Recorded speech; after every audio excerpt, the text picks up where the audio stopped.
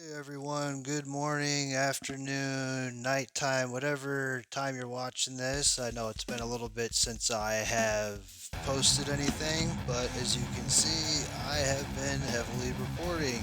As you can tell, I have my shorts up here because I get into my PJ shorts and I just go pass out. But it's usually 10 hours hitting the recording session, and the song you actually will be hearing playing through this is just a little snippet of what I've been working on. But the video I wanted to create today, because I've promised you guys a little walkthrough of my guitars, as you can tell, there's some missing because I traded them in to get this, but we're going to do a little walkthrough today of the guitars that I use and the tunings they're in. And you're probably wondering, hey, there's blue tape on here. What the heck's that for? Well, the reason I do that, and I've been putting the tape on there, is to remind me, hey, this is the tuning. Here's the custom string gauge. And some aren't even custom. They're just your standardized gauge and whatnot. But this bad boy right here and this nightmare of a headache guitar, I have custom gauges to make them work. This thing, when we get to that one, that's a story on its own. Well, let's go down the line here with the new one, the Ibanez RG MS7BK, or, black. As you can will tell, it's in standard B, and the custom strings is 9.5 to 58, which is pretty much all it means. Is it's the hybrid slinkies, the 9.5 to 46 with a 58 for the low B. And because I had a couple discs in my neck slip, so when I went to Brindley's and they offer a free one free setup and all that, because I was just like, hey, I can't work on this right now and all that. And Bruce, the guy who taught me many years and years and years ago, he was like, yeah, not a problem, Mike, I got you. And the thing that I thought was I thought it was defective or just a bad design, it wasn't. So it's just my overall opinion. Long story short, with I would say the Ibanez multi-scale, is I don't like how my fingers end up after like certain humidity or anything like that. But I would say, out of all the other multi-scales I've played, the pickups on this, we'll get to that, sound just flawless. Now on to my next Ibanez, because that's all we have here, is my actual real vintage Ibanez. Is a AX7521 in drop A, and I know it's probably hard to read that, but it's just your standard 10 to 56.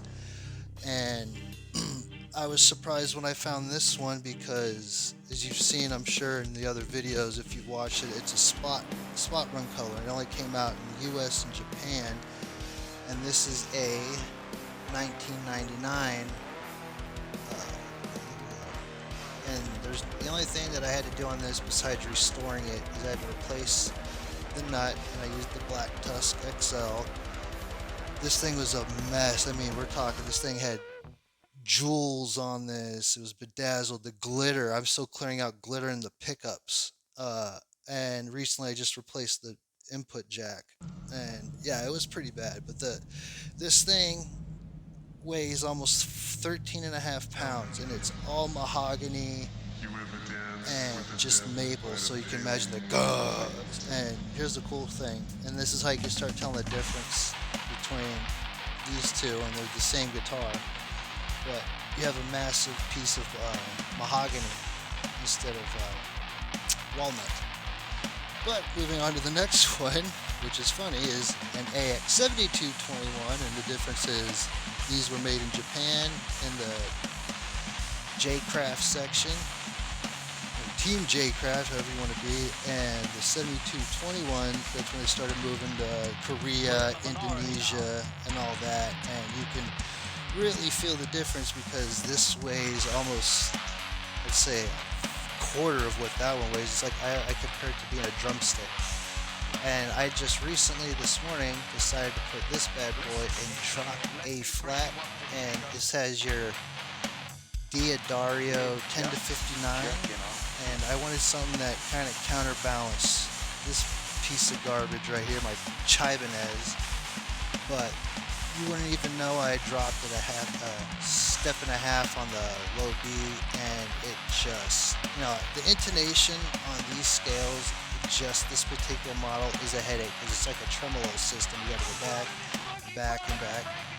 And just so you guys know, the best clothing company is out here, and that was actually the guy who runs it was actually the first studio I ever worked in, and all worked in meaning I recorded in. Byron is awesome. If you guys ever need hats or something like that, go through him. I wear a lot of the shirts and stuff. So, yeah, only the best were the best. But digressing, I've had this guitar for over 10 years, and I actually sold this one I want to say almost 20 years ago, and when I rebought this in the used section at Guitar Center, they said, "Hey, you actually sold this to us." So I actually just replaced the really dumb vintage style knobs with some obviously cool green knobs. I replaced the old strap lock or strap knobs buttons, if you will, with strap locks, but they were so bad that they ended up breaking because I didn't realize they sent me um, aftermarket, and then I replaced the nut again with the locking nut. Well, not locking nut. My apologies. The Black Tusk XL. So that's pretty much the theme I go for with the my 7 strings when it's the string throughs and all that fun stuff is the Black Tusk and all that because you really hear the difference and feel the difference and all that, especially with the tuning. And the crazy thing, you would think, I bet these two sound the same, miles apart. This actually has a lot thinner tone to it, especially when you're playing on the bridge. It's funny because you would think the bridge would pickup would have a little bit more of sizzle. It's the neck in the middle position. These two, which is funny, being so far apart, actually have very similar tones, even though this is more modernized. I like these two a lot. Then comes comes drop G 10 to 70, and this thing has been a headache since the day I got it, and I've had to install a string tree because it never had one. FU tone. I've had to file the frets down because every single fret was not filed right. This company is actually Zwei, Zuwei. I'll put a thing on there. I had to replace the whole entire tremolo system because it was a fake trem, and that was $60. The pickups aren't real, and when I looked, they put 250K pots on uh, humbuckers, so I'm running single coil pots on humbuckers. So yeah, I'm wanting to just toss this because I actually have the FU springs in the back, and I probably have more money just in the upgrades in the guitar. So I'm probably gonna either the neck is so shot, but it stays in tune phenomenally. I mean, before I wouldn't even do that. I'm probably just gonna think about throwing this bad boy on Craigslist for $100, taking my loss and just putting the money towards, more rack gear and whatever else I could find over here. I think that looks really bad. I threw my shorts over there, but hey, I've been recording sometimes up to 18 hours a day, and I just had uh, RFAs on my neck, which are radial frequency ablations, which burn the nerves in my neck. So, but I definitely wanted to do that and at least play the song that you guys hear in the background so you can kind of hear, hey, there's the song I've been working on. So, hope you enjoyed this. I just kind of wanted to give you a little tour of, like I said, my fiddles. And this one right here, I do not like. I honestly recommend it for someone that wants a project guitar to do and just wants to replace the neck. I'm done doing project guitars and I'm just ready to record.